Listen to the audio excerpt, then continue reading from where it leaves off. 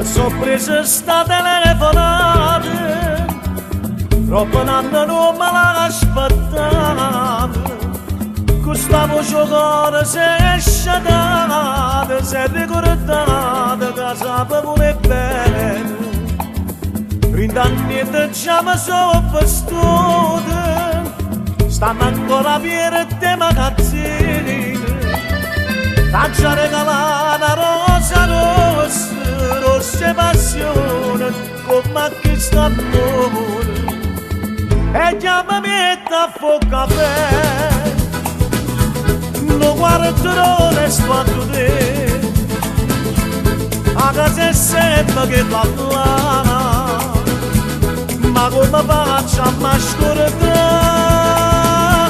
E chiamami e t'affo caffè,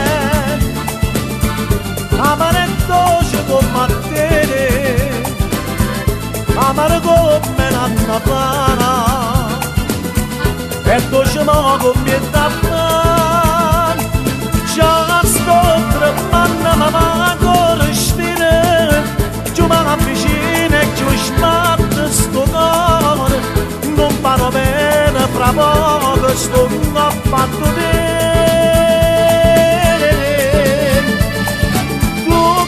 Spiette da porta appannata e cada rosa che faccia accattate, mentre mi abbraccia si sente un attore caffè.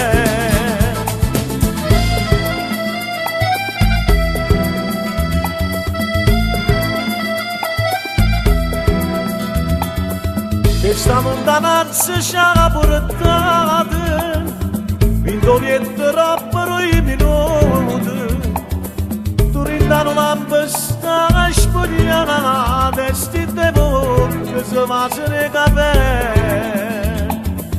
E chiamami e t'affo caffè, non guarderò le squadre, a casa è sempre che parlava, ma come faccio a mascordare?